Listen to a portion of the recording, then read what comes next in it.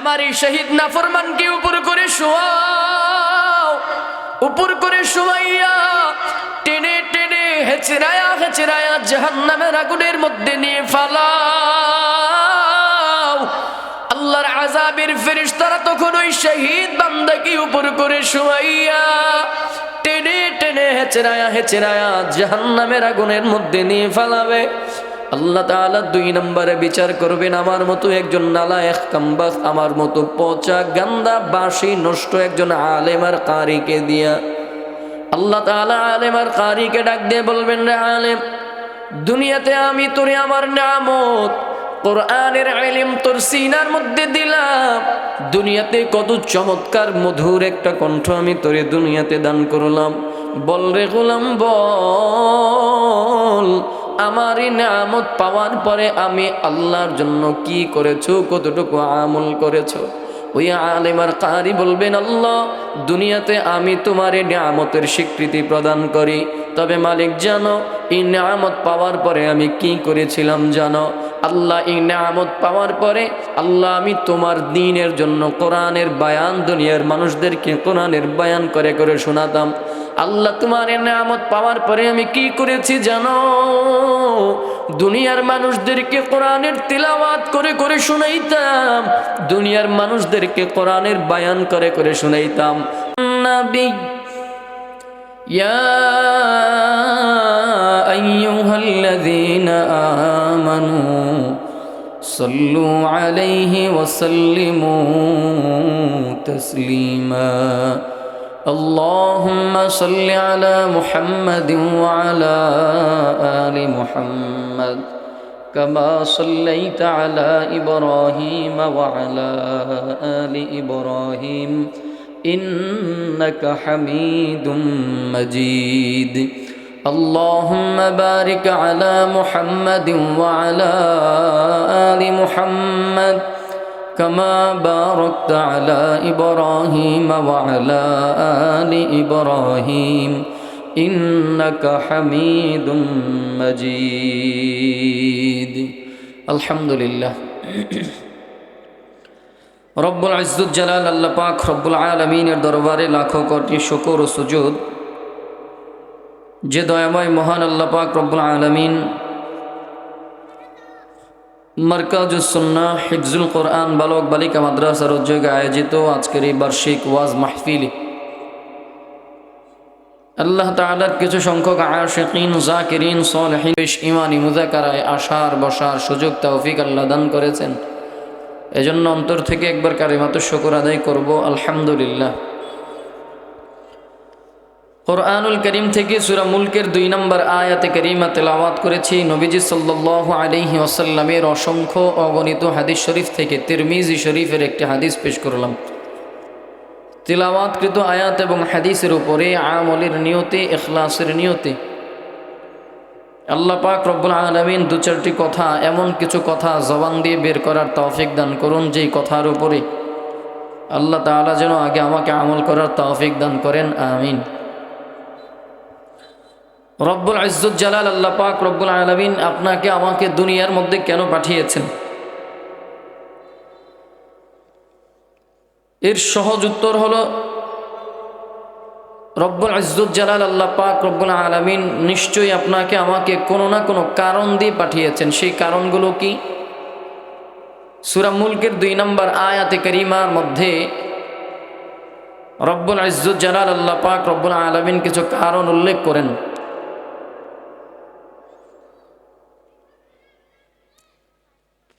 আল্লাহ পাক রব্বুল আলামিন বলেন সূরা মুলকের 2 নম্বর আয়াত, যে আমি দুনিয়াতে তোমাদেরকে পাঠালাম কেন? লিয়াবলুয়াকুম আইয়ুকুম আহসানু আমালা, পরীক্ষা করার জন্য পাঠালাম। রব্বুল ইজ্জত জালাল আল্লাহ পাক রব্বুল আলামিন বলেন, আল্লাযী খালাকাল মাউতা ওয়াল হায়াতা লিয়াবলুয়াকুম আইয়ুকুম আহসানু আমালা। الذي خلق الموت والحياة ليبلوكم أيكم أحسن عملا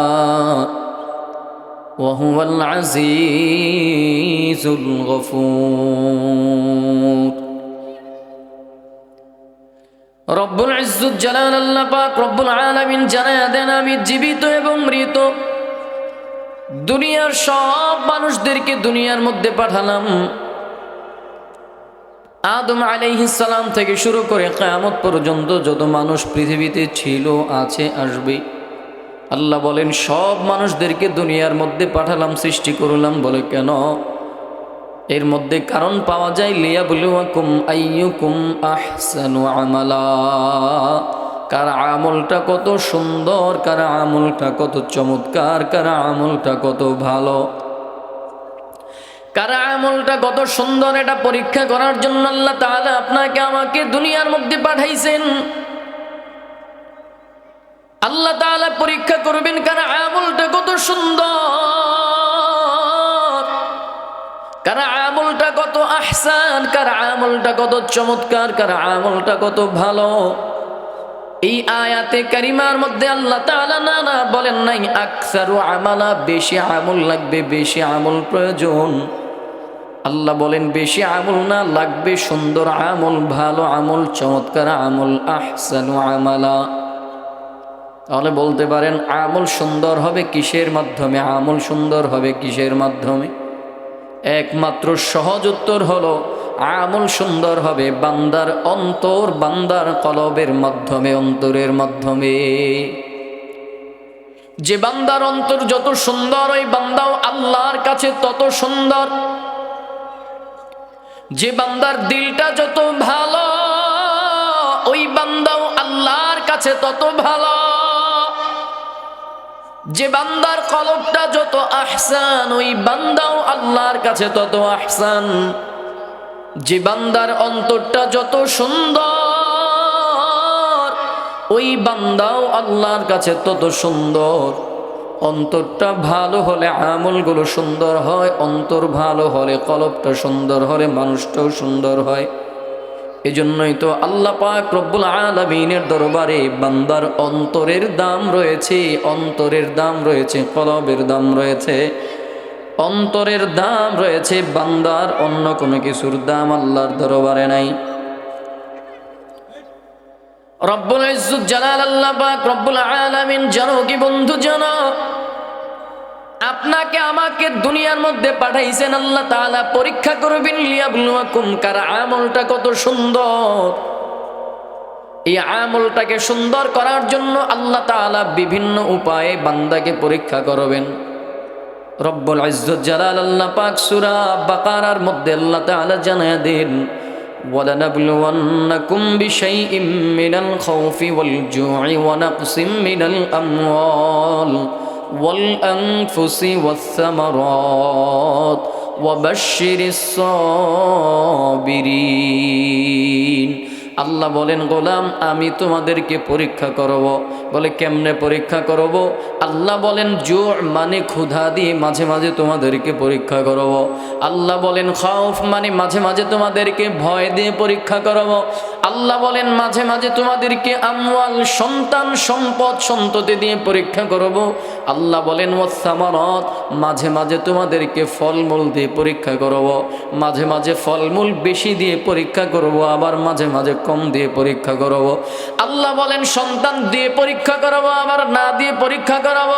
ফলমূল, সম্পদ, সম্পত্তি তোমাদেরকে দিয়ে পরীক্ষা করব, আবার না দিয়ে পরীক্ষা করব। আল্লাহ বলেন তোমাদেরকে ক্ষুধা দিয়ে পরীক্ষা করব, ক্ষুধা না দিয়ে পরীক্ষা করব। আল্লাহ বলেন ভয় মাঝে মাঝে দিয়ে পরীক্ষা করব, আবার না দিয়ে পরীক্ষা করব। এই পরীক্ষায় কারা সফল কাম হবে? বলে ওয়াসসাবিরিন ওয়াবাশশিরিস সাবিরিন, যারা ধৈর্যের সাথে বান্দা তার প্রতিটা পদক্ষেপকে মোলাকাত করবে। যে বান্দা ধৈর্যের সাথে তার প্রতিটা পদক্ষেপকে আল্লাহ তাআলার সাথে কাটায় দেবে। ধৈর্যের সাথে যে বান্দা তার পদক্ষেপগুলোকে সমুন্নত রাখবে, আল্লাহ বলেন ধৈর্যের সাথে যে বান্দা তার পদক্ষেপগুলোকে সামনের দিকে আগাবে, ওই বান্দাই সফল কাম, ওই বান্দাই সফল কাম। ধৈর্যের সাথে যে বান্দা তার প্রতিটা পদক্ষেপ মোকাবেলা করতে পারবে, সে বান্দাই সফল কাম। আল্লাহ পাক রব্বুল আলামিন পরীক্ষা করবেন, পরীক্ষা। রব্বুল ইজ্জত জালাল আল্লাহ পাকের কাছে বান্দার অন্তরের দাম, অন্তর ব্যতীত অন্য কোনো কিছুর দাম আল্লাহর কাছে দাম।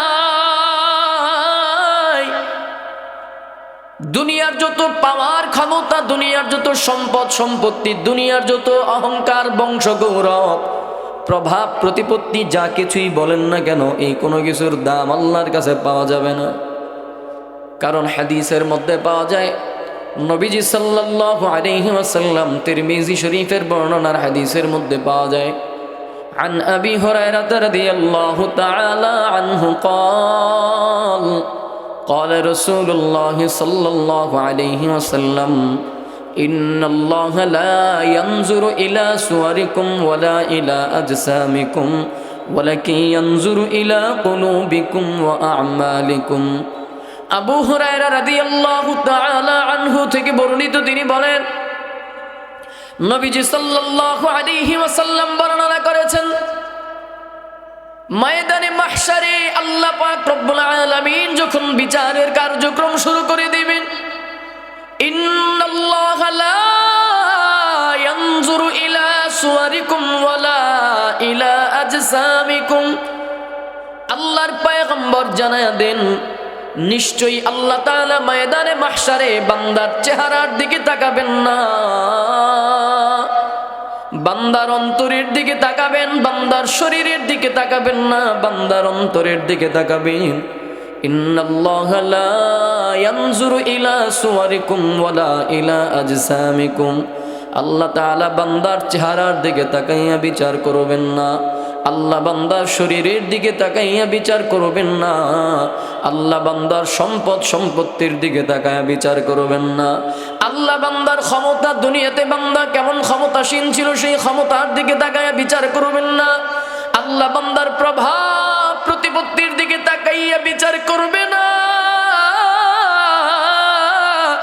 আল্লাহ বান্দার অহংকারের দিকে তাকাইয়া বিচার করবেন না, আল্লাহ বান্দার দুনিয়াতে কেমন কোন বংশের ছিল, কোন ক্ষমতার ছিল, কোন দলের ছিল, কোন টাকা পয়সাওয়ালা ছিল, এগুলো দেখবেন না। তো কোন দিকে তাকায় বিচার করবেন? নবীজি বলেন, ওয়ালাকিন ইয়ানজুরু ইলা কুলুবিকুম ওয়া আমালিকুম। পয়গম্বর বলেন, আল্লাহ বান্দার অন্তরের দিকে তাকাবেন। অন্তর এক নম্বরে রাসূল বলেন অন্তরের দিকে তাকাবেন, দুই নম্বরে আমলের দিকে তাকাবেন। অন্তরের দিকে তাকাইয়া বিচার করবেন কার আমলটা কত সুন্দর, অন্তরের দিকে তাকাবেন, কলবের দিকে তাকাইবেন কার কলবটা কত সুন্দর, অন্তরের দিকে তাকাইবেন কার অন্তরটা কত ভালো। এজন্যই বলেছিলাম যে বান্দার অন্তর যত সুন্দর সেই বান্দার আমলটাও তত সুন্দর, যে বান্দার অন্তর যত ভালো সেই বান্দাটাও আল্লাহর কাছে তত ভালো। জানো কি বন্ধু, জানো ময়দানে মাহশারে আপনি আমি নামাজি হওয়ার পরেও কিন্তু জাহান্নামের আগুনের মধ্যে জ্বলা লাগবে। নামাজ পড়তে পড়তে কপালের মধ্যে কালো দাগ বসায় ফেলার পরেও মানুষ সেদিন জাহান্নামের আগুনের মধ্যে জ্বলবে। রোজা রাখতে রাখতে একেবারে বাঁশের মতো চিকন কাটি হয়ে যাওয়ার পরেও বান্দা জাহান্নামের আগুনে জ্বলবে। বান্দা সেই দিন ময়দানে মাহশারে দান করতে করতে রাস্তার ফকির হওয়ার পরেও জাহান্নামের আগুনে জ্বলবে। বান্দা সেদিন বড় আশিকিন, বড় জাকিরিন হওয়ার পরেও, বড় আবিদিন হওয়ার পরেও জাহান্নামের আগুনের মধ্যে জ্বলবে। বলে কেন? বলে অন্তরটা ভালো ছিল না, অন্তরটা সুন্দর ছিল না। এই বান্দা নামাজ পড়েছে মানুষকে দেখাবার জন্য, মানুষ তাকে নামাজি বলে ডাকবে। এই বান্দা রোজা রেখেছে মানুষকে দেখাবার জন্য, মানুষ তাকে রোজাদার বলে ডাকবে। এই বান্দা যাকাত দিয়েছে মানুষ তাকে যাকাতদার বলে ডাকবে, সেজন্য যাকাতদার বলে ডাকবে, সেজন্য যাকাত দিয়েছে। এই অন্তরের মধ্যে গরমিল থাকার কারণে বান্দা সেদিন জাহান্নামের আগুনের মধ্যে জ্বালা লাগবে। জানো কি বন্ধু, জানো কসম খোদার, আমার কথা নয়, আপনার আমার পয়গম্বর মুহাম্মদুর রাসূলুল্লাহ সাল্লাল্লাহু আলাইহি ওয়াসাল্লাম হাদিসের মধ্যে জানায়া দেন। মুসলিম শরীফের, সহিহ মুসলিম শরীফের বর্ণনার এক হাদিসের মধ্যে পাওয়া যায়, লম্বা চূড়া এক হাদিসের ইতিহাস শোনাই। আবু হুরায়রা রাদিয়াল্লাহু তাআলা আনহু থেকে বর্ণিত, আবু হুরায়রা রাদিয়াল্লাহু তাআলা আনহু বলেন, নবীজি সাল্লাল্লাহু আলাইহি ওয়াসাল্লাম বলেছেন, ময়দানে মাহশারে আল্লাহ পাক রব্বুল আলামিন তিনজন মানুষকে দিয়ে বিচারের কার্যক্রম, সর্বপ্রথম বিচারের কার্যক্রম তিনজন মানুষকে দিয়ে করবেন। এই হাদিসটা বর্ণনা করতে গিয়ে আবু হুরায়রা রাদিয়াল্লাহু তাআলা আনহু তিনবার জমিনের মধ্যে বেহুশ হয়ে পড়ে যান। তৃতীয়বার যখন হুঁশ ফিরে আসে, আবু হুরায়রা রাদিয়াল্লাহু তাআলা আনহু বলেন, নবীজি সাল্লাল্লাহু আলাইহি ওয়াসাল্লাম বলেছেন, আল্লাহ পাক রব্বুল আলামিন যেদিন বিচারের কার্যক্রম শুরু করে দিবে, সর্বপ্রথম আল্লাহ তাআলা তিনজন মানুষকে দিয়ে বিচারের কার্যক্রম শুরু করবেন। এক নম্বরে আল্লাহ তাআলা বিচার করবেন আল্লাহর রাস্তার একজন শহীদ। দুই নম্বরে বিচার করবেন আমার মতো একজন কামবাখ, আমার মতো একজন নালায়েক, আমার মতো একজন পচা গান্দা বাসি নষ্ট একজন আলেমের বিচার করবেন, নষ্ট আলেমকে দিয়া, কারিকে দিয়া। তিন নম্বরে আল্লাহ তাআলা বিচার করবেন, তৃতীয় নম্বরে বিচার করবেন একজন দানবীর বান্দা, দানশীল বান্দার বিচার করবেন। জানো কি বন্ধু, জানো আল্লাহ তাআলা এক নম্বরে বিচার করবেন একজন শহীদ বান্দাকে দিয়ে, যেই বান্দাটা আল্লাহ রাস্তার শহীদ হয়ে গেল, শহীদ হয়ে গেছে। রব্বুল ইজ্জত জালাল আল্লাহ পাক রব্বুল আলামিন শহীদ বান্দাকে ডাক দিয়ে বলবেন, মুসলিম শরীফের বর্ণনার হাদিস, কসম খোদার একটা কথাও মিথ্যা নয়। আবু হুরায়রা রাদিয়াল্লাহু তাআলা আনহু বলেন, এক নম্বরে বিচার করবেন শহীদ বান্দাকে দিয়া। শহীদ বান্দাকে ডাক দিয়ে বলবেন, রে শহীদ, দুনিয়াতে আমি তোরে আমার নিয়ামত, শারীরিক সক্ষমতা তোরে আমি দান করলাম, বল রে গোলাম, বল বল, আমার এই নিয়ামত পাওয়ার পরে আমি আল্লাহর জন্য কতটুকু আমল করেছো, কতটুকু ইবাদত করেছো। শহীদ বান্দা বলবেন, আল্লাহ, হা হা, দুনিয়াতে আমি তোমার এই নিয়ামতের স্বীকৃতি প্রদান করি, তোমার এই নিয়ামত আমি ভোগ করেছিলাম। তবে মালিক জানো, এই নিয়ামত পাওয়ার পরে আমি কি করেছি জানো? আল্লাহ, আমি দুনিয়া তোমার দ্বীনের জন্য, তোমার দ্বীনের জন্য দুনিয়াতে আমি জিহাদ করেছি, যুদ্ধ করেছি, লড়াই করেছি। আল্লাহ বলবেন, বান্দা, কার জন্য যুদ্ধ করেছো, কার জন্য লড়াই করেছো, কার জন্য শাহাদাত বরণ করেছো? ওই শহীদ বান্দা বলবেন, আল্লাহ,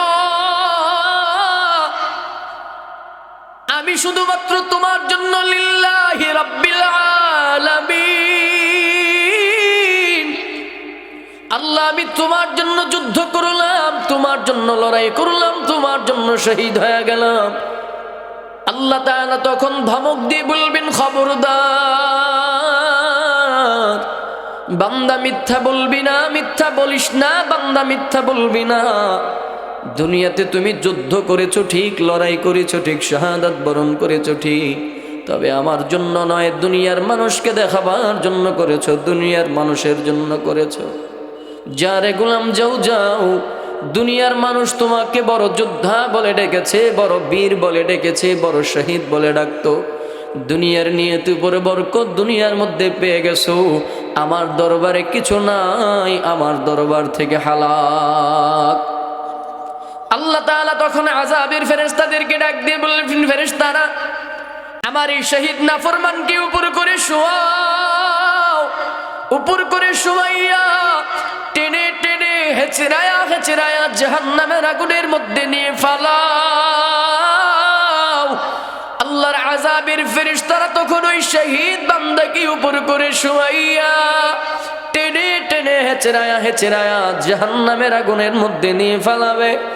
আল্লাহ তাআলা দুই নম্বরে বিচার করবেন আমার মতো একজন নালায়েক কামবাখ, আমার মতো পচা গান্দা বাসি নষ্ট একজন আলেম আর কারিকে দিয়া। আল্লাহ তাআলা আলেম আর কারিকে ডাক দিয়ে বলবেন, রে আলেম, দুনিয়াতে আমি তোরে আমার নিয়ামত কোরআনের ইলম তোর সিনার মধ্যে দিলাম, দুনিয়াতে কত চমৎকার মধুর একটা কণ্ঠ আমি তোরে দুনিয়াতে দান করলাম, বল রে গোলাম, বল, আমার এই নিয়ামত পাওয়ার পরে আমি আল্লাহর জন্য কি করেছো, কতটুকু আমল করেছো? ওই আলেম আর কারি বলবেন, আল্লাহ, দুনিয়াতে আমি তোমার এই নিয়ামতের স্বীকৃতি প্রদান করি, তবে মালিক জানো, এই নিয়ামত পাওয়ার পরে আমি কি করেছিলাম জানো? আল্লাহ এই নিয়ামত পাওয়ার পরে আল্লাহ আমি তোমার দ্বীনের জন্য কোরআনের বায়ান দুনিয়ার মানুষদেরকে কোরআনের বায়ান করে করে শোনাতাম। আল্লাহ তোমার এই নিয়ামত পাওয়ার পরে আমি কি করেছি জানো? দুনিয়ার মানুষদেরকে কোরআনের তিলাওয়াত করে করে শোনাইতাম, দুনিয়ার মানুষদেরকে কোরআনের বায়ান করে করে শোনাইতাম, কোরআনের দর্স তাদরিস করেছি। আল্লাহ আল্লাহ বলবেন কার জন্য করেছো, কার জন্য করেছো? ওই আলেম আর কারি বলবেন লিল্লাহি রাব্বিল আলামিন, আল্লাহ আমি তোমার জন্য করলাম, তোমার জন্য করেছি, তো শুধুমাত্র তোমার সন্তুষ্টির আশায় করলাম। আল্লাহ তাআলা তখন ধমক দিয়ে বলবেন বান্দা খবরদার মিথ্যা বলিস না, বান্দা মিথ্যা বলবে না। দুনিয়াতে মানুষদেরকে কোরআনের বায়ান করেছো ঠিক, কোরআনের তেলাওয়াত করেছো ঠিক, তবে আমার জন্য করো নাই। দুনিয়ার মানুষদেরকে দেখাবার জন্য করেছো। দুনিয়ার মানুষ তোমাকে বড় আলিম বলে ডাকলে বান্দা খুশি হইতা, বড় মুফতি বলে ডাকলে খুশি হইতা, বড় মুহাদ্দিস ডাকলে খুশি হইতা, বড় মুফাসসির বলে ডাকলে খুশি হইতা, বড় মুহতামিম বলে ডাকলে বান্দা খুশি হইতা। দুনিয়ার মানুষ তোমাকে বড় বক্তা ডাকলে খুশি হইতা, বড় খতিব বলে ডাকলে খুশি হইতা। বড় বক্তা, বড় খতিব, বড় আলেম, বড় মুফতি না ডাকলে বেজার হয়ে যাইতা। আল্লাহ তাআলা ডাক দিয়ে বলবেন রে গোলাম, যাও যাও, দুনিয়ার নিয়তের উপরে বরকত দুনিয়ার মধ্যে পেয়ে গেছো, আমার দরবারে কিছু নাই, আমার দরবার থেকে বান্দা তুমি হালাক। আল্লাহ তাআলা অনুরূপভাবে আযাবের ফেরেশতাদেরকে ডাক দিয়ে বলবেন ফেরেশতারা আমার এই নাফরমানকেও উপর করে শোয়াও, উপর করে শোয়াইয়া এই নাফরমানকেও টেনে টেনে হেচড়ায়া হেচড়ায়া জাহান্নামে পাঠাও। আল্লাহর আযাবের ফেরেশতারা তখন এই বান্দাকেও উপর করে শোয়াইয়া টেনে টেনে হেচড়ায়া হেচড়ায়া জাহান্নামের আগুনের মধ্যে নিয়ে ফালাবে। কসম খুদার বাবা, একটা কথাও মিথ্যা নয়। মুসলিম শরীফের সহিহ মুসলিম শরীফের সহিহ হাদিসের বর্ণনা, আল্লাহ তাআলা 3 নম্বরে বিচার করবেন একজন দানবীর বান্দাদেরকে দিয়া। দানবীর বান্দাকে ডাক দিয়ে বলবেন রে দানবীর, দুনিয়াতে আমি তোরে আমার নিয়ামত অর্থ সম্পদ আমি তোরে দান করলাম, বল বল আমার এই নিয়ামত পাওয়ার পরে আমি আল্লাহর জন্য কি করেছো, কতটুকু আমল করেছো? ওই দানবীর বান্দা বলবেন আল্লাহ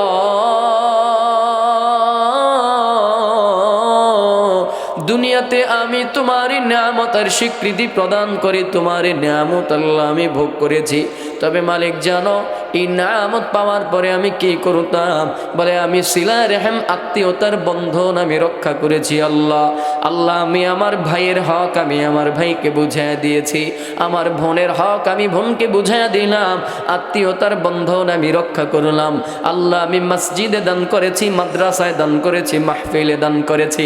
আল্লাহ আমি এতিমদের জন্য দান করেছি। আল্লাহ আমি গরিবদের জন্য দান করতাম। আল্লাহ এমন কোনো খাত নাই যেই খাতে দান করলে তুমি খুশি হইতা না, এমন প্রতিটা খাতে আল্লাহ আমি দান করতাম, এমন প্রতিটা খাতে দান করেছি। ও মালিক আমি প্রতিটা জায়গায় তোমার সন্তুষ্টির জন্য দান করতাম। আল্লাহ বলবেন কার জন্য করেছো? ওই দানবীর বান্দা বলবেন লিল্লাহি রাব্বিল আলামিন, আল্লাহ আমি তোমার জন্য দান করলাম, তোমার জন্য করেছি। দানবীর বান্দা বলবেন মালিক তোমার জন্য দান করলাম তোমার সন্তুষ্টির আশায়। আল্লাহ তখন মিথ্যাবাদীকে ধমক দিয়ে বলবেন খবরদার মিথ্যা বলবে না, দুনিয়াতে দান করেছো ঠিক, তবে আমার জন্য না, দুনিয়ার মানুষকে দেখাবার জন্য দান করেছ, দুনিয়ার মানুষকে সন্তুষ্টির আশায় দান করেছো। যাও রে গোলাম যাও যাও, দুনিয়ার মানুষ তোমাকে বড় দানবীর বলে ডাকলে বান্দা তুমি খুশি হইতা, দানবীর বলে না ডাকলে বান্দা বেজার হয়ে যাইতা। নামের শুরুতে আলহাজ বিশিষ্ট দানবীর লেখলে খুশি হইতা, নামের শেষে দানবীর না লেখলে বান্দা বেজার হয়ে যাইতা। যাও গোলাম যাও যাও, দুনিয়ার নিয়তের উপরে বরকত দুনিয়ার মধ্যে পেয়ে গেছো, আমার দরবারে কিছু নাই। আল্লাহ তাআলা অনুরূপভাবে আযাবের ফেরেশতাদেরকে ডাক দিয়ে বলবেন ফেরেশতারা রে আমার নাফরমানকে উপর করে শোয়াও, এই নাফরমানকে উপর করে শোয়াইয়া টেনে টেনে হেচড়ায়া হেচড়ায়া জাহান্নামের আগুনের মধ্যে নিয়ে ফালাও। আল্লাহর আযাবের ফেরেশতারা তখন ওই নাফরমানকে উপর করে শোয়াইয়া টেনে টেনে হেচড়ায়া হেচড়ায়া জাহান্নামের আগুনের মধ্যে নিয়ে ফালাবে। এজন্য বন্ধুরা বলেছিলাম আল্লাহ তাআলা অনুরূপভাবে সব আবেদিনদেরকেও ডাক দেয়া বলবেন, যারা নামাজ পড়েছে, যারা রোজা রেখেছে, যারা দান করেছে, যারা হজ করেছে, যারা যাকাত দিয়েছে, আল্লাহর জন্য নয় দুনিয়ার মানুষদেরকে দেখাবার জন্য করেছে, ওই সব আবেদিন জাকিরিন সলিহিন বান্দাদেরকে আল্লাহ তাআলা ডাক দিয়ে বলবেন, এ নামাজের দল নামাজ পড়েছো? বান্দা বলবেন হ্যাঁ হ্যাঁ মালিক নামাজ পড়লাম। এই রোজার দল রোজা রেখেছো? বান্দা বলবেন হ্যাঁ মালিক রোজা রাখলাম। যাকাতদারদেরকে বলবেন যাকাত দিয়েছো? আল্লাহর বান্দা বলবে মালিক হ্যাঁ হ্যাঁ যাকাত দিলাম। হজকারীদেরকে বলবেন আল্লাহ হজ করেছো? আল্লাহ বলবেন বান্দা হজ করেছো? ওই বান্দা বলবেন হ্যাঁ মালিক হজ করলাম। কার জন্য করেছো? মালিক তোমার জন্য রোজা রাখলাম, তোমার জন্য নামাজ পড়লাম, তোমার জন্য হজ করলাম। আল্লাহ তখন ধমক দিয়ে বলবেন খবরদার, মিথ্যা বলেছো বান্দা, মিথ্যা বলেছো। আমার জন্য করো নাই, যারা দুনিয়ার মানুষকে দেখাবার জন্য করেছি, দুনিয়ার মানুষের কাছে প্রশংসা পাওয়ার জন্য ইবাদত বন্দেগী করেছে, দুনিয়ার মানুষের কাছ থেকে প্রশংসা পাওয়ার জন্য নামাজ পড়েছে, রোজা রেখেছে, যাকাত দিয়েছে, দান করেছে, হজ করেছে। আল্লাহ সবাইকে বলবেন খবরদার যাও যাও, দুনিয়ার নিয়তের উপরে বরকত দুনিয়ায় পেয়ে গেছো, আমার দরবারে কিছু নাই। আল্লাহ সব আবিদিনদেরকে তখন যারা দুনিয়ার মানুষকে দেখাবার জন্য ইবাদত করেছে, ওই সমস্ত আবিদিনদেরকে আল্লাহ তাআলা ওই দিন জাহান্নামের নিকৃষ্ট জায়গার মধ্যে আল্লাহ তাআলা পাঠাবেন। এজন্য মুহাব্বতের সাথে বন্ধুরা আমার, বাবারা আমার, একটু মুহাব্বতের সাথে বলবেন আল্লাহর এই দুনিয়াতে হায়াতের জিন্দেগিতে আপনি আমি যতদিন থাকবো, যতদিন বাঁচবো, একটু মুহাব্বতে বলবেন ততদিন ইবাদত বন্দেগী যতটুকু করবো ততটুকু ইবাদত বন্দেগী করবো শুধুমাত্র কার জন্য? রাজি আছেন ইনশাআল্লাহ? আল্লাহ পাক রব্বুল ইজ্জত জালাল আল্লাহ শিখায় দেন তার পেয়ারা পয়গম্বর হাবিব মুহাম্মদুর রাসূলুল্লাহকে। আল্লাহ বলেন কুল, হে নবী আপনি বলে দিন, ইন্না সালাতি ওয়া নুসুকি ওয়া মাহইয়ায়া ওয়া মামাতি লিল্লাহি রাব্বিল আলামিন। আল্লাহ তাআলা বলেন হে নবী আপনি বলে দেন, নিশ্চয়ই আমার নামাজ, আমার কুরবানি, আমার হায়াত, আমার মরণ, ওয়া মাহইয়ায়া ওয়া মামাত, আমার জীবন, আমার মরণ, যা কিছু আছে সব কিছু হবে লিল্লাহি রাব্বিল আলামিন, আল্লাহ আপনার জন্য, আপনার জন্য, আপনার জন্য। তো বন্ধুরা আমার, আপনার আমার পয়গম্বরের সব কিছু যদি আল্লাহর জন্য হতে পারে, আপনি আমি ওই পয়গম্বরের আশিক, ওই পয়গম্বরের অনুসারী, আপনি আমি ওই পয়গম্বরের আদর্শের সৈনিক হয়ে একটু মুহাব্বতে বলবেন আপনার আমার সব কিছু হবে কারো জন্য ইনশাআল্লাহ। আপনার আমার সবকিছু আমরা আল্লাহর জন্য করব। আল্লাহ তৌফিক দান করুক, পড়ে না আমিন। হায়াতের জিন্দেগিতে যতদিন থাকবো, যতদিন বাঁচবো, হায়াতের জিন্দেগিতে যতদিন আল্লাহ বাঁচাবেন, যতদিন রাখবেন, ততদিন ইবাদত হবে একজনের, তিনি কে? ইনশাআল্লাহ। আল্লাযী খালাকাল মাউতা ওয়াল হায়াতা লিয়াবলুয়াকুম আইয়ুকুম আহসানু আমালা। আল্লাহ কেন পাঠালেন? বলে আমলটাকে সুন্দর করার জন্য। সময় আর হয়তো বেশি নাই, অল্প সময়, আর 2-4-5 মিনিট, যতটুকু সময় আমাকে দেওয়া হয়েছে, আর 5 মিনিট সময় হয়তো বাকি আছে, 30 পর্যন্ত আমার সময়। এর জন্য আর 2-4-5 মিনিটে যতটুকু সম্ভব আপনাদেরকে বলি সেটা হলো শেষ কথা। আল্লাহ কেন পাঠাইলেন? বলে লিয়াবলুয়াকুম আইয়ুকুম আহসানু আমালা। আল্লাহ তাআলা পাঠিয়েছেন, আল্লাহ পাক রব্বুল ইজ্জত জালাল আপনাকে আমাকে পরীক্ষা করবেন, কার অন্তরটা কত সুন্দর, কার আমলটা কত সুন্দর। তো অন্তর পরিষ্কার হবে যত, আমলটাও সুন্দর হবে তত, অন্তর পরিষ্কার হবে যত, মানুষটাও সুন্দর হবে তত। এজন্য যে বান্দার অন্তর সুন্দর সে বান্দাও সুন্দর, যে বান্দার অন্তর ভালো ওই বান্দাও আল্লাহর কাছে তত ভালো। মাঝে মাঝে দেখবেন আমাদের সমাজের মধ্যে কিছু মানুষ দেখা যায়, যেই মানুষগুলো একেবারে কি বলে নির্বিচ্ছিন্ন, একেবারে এমন অবস্থা না যে হাল অবস্থা, না তাদের চুলের সৌন্দর্য আছে, না চেহারার সৌন্দর্য আছে, না পোশাকের সৌন্দর্য আছে, কিন্তু এই মানুষগুলো হাঁটে আর জপে আল্লাহ আল্লাহ আল্লাহ। এই মানুষগুলো নামাজকে তরক করে না, এই মানুষগুলোকে দেখতে সুন্দর দেখা যায় না, কিন্তু এদের অন্তরটা সুন্দর হওয়ার কারণে এই মানুষগুলোর দাম হয়তো দুনিয়ার মানুষের কাছে নাও থাকতে পারে, কিন্তু আল্লাহর কাছে এই মানুষগুলোর দাম রয়েছে।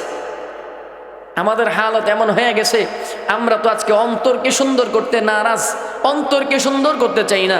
বাস্তব হালত, বাস্তবতা আপনাদেরকে বলি, আপনি আমি আমাদের বাহ্যিকের জন্য যেই পরিমাণে সময় ব্যয় করি, আমাদের বাহ্যিক সৌন্দর্যের জন্য আমরা যে পরিমাণে সময় নষ্ট করি চেহারার সৌন্দর্যের জন্য, শারীরিক সৌন্দর্যের জন্য, পোশাকের সৌন্দর্যের জন্য, হেয়ার কাটিংয়ের জন্য, দাড়ি গোফের জন্য, চেহারার জন্য যতটুকু সময় আমরা নষ্ট করি আমাদের বাহ্যিকটাকে সুন্দর করার জন্য, তার অর্ধেক সময় যদি আমরা আমাদের অন্তরের জন্য ব্যয় করতাম, বাদ দেন অর্ধেকও দরকার নাই, এই চেহারার সৌন্দর্যের জন্য, বাহ্যিক সৌন্দর্যের জন্য যেই পরিমাণের সময় আমরা নষ্ট করি তার 1/4 সময়ও যদি আমরা আমাদের নিজেদের অন্তরকে সুন্দর করার জন্য সময় দিতাম, যেই পরিমাণে সময় বাহ্যিকের জন্য ব্যয় করি তার 1/4 সময়ও যদি 1/4 সময় যদি আমরা অন্তরকে সুন্দর করার জন্য দিতাম, তো আমার মনে হয় সমাজের মতো এত বিশৃঙ্খলা, সমাজের মধ্যে এত ঝগড়াঝাটি,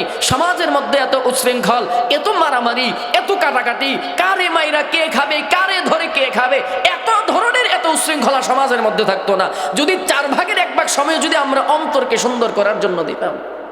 এটাই বাস্তব, এটাই হাকিকত। আমরা আমাদের অন্তরকে সুন্দর করার চাইতে আমাদের বাহ্যিক সৌন্দর্যের ব্যাপারে আমরা বেশি সচেষ্ট। আমাদের অন্তরের সৌন্দর্যের চাইতে আমরা আমাদের বাহ্যিক সৌন্দর্যের জন্য উঠে পড়ে লেগেছি।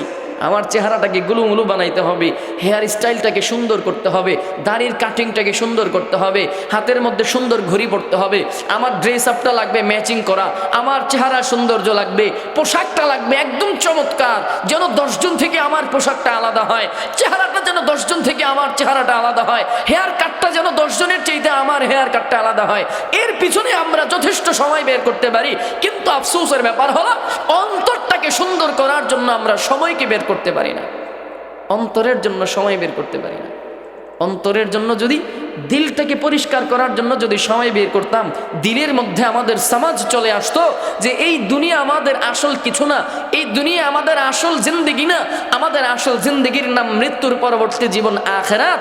তো এই দুনিয়াতে আপনি আমি কেন আসলাম? পরীক্ষা দেওয়ার জন্য, এই পরীক্ষায় সফলকাম হওয়ার জন্য, আখিরাতের জীবনের জন্য আমাদেরকে মেহনত করতে হবে, আখিরাতের হায়াতের জন্য আমাদেরকে মেহনত করা লাগবে। এর জন্য এই এতটুকু সমাজ যদি আমাদের অন্তরে চলে আসতো, তো আমার দ্বারা অন্তত 2 নাম্বারই হতো না, ব্যবসায় আপনার আমার ধোঁকাবাজি হতো না, ব্যবসাতে আমরা মিথ্যার আশ্রয় গ্রহণ করতাম না। আফসোসের ব্যাপার হলো দুনিয়ার সব কিছু করতে পারি, অন্তরের মধ্যে আমরা অন্তরটাকে পরিষ্কার করতে পারি না। অন্তরটাকে পরিষ্কার করব কেমনে? লাস্ট সর্বশেষ ছোট্ট একটা ফর্মুলা বলে যাই, আলোচনা শেষ, সর্বশেষ ফর্মুলা আপনাদেরকে বলে যাই। অন্তরকে সুন্দর কিভাবে করব? অন্তরের মধ্যে শুধু একটা কথা বসায়া দিব, অন্তরকে সুন্দর করার ফর্মুলা।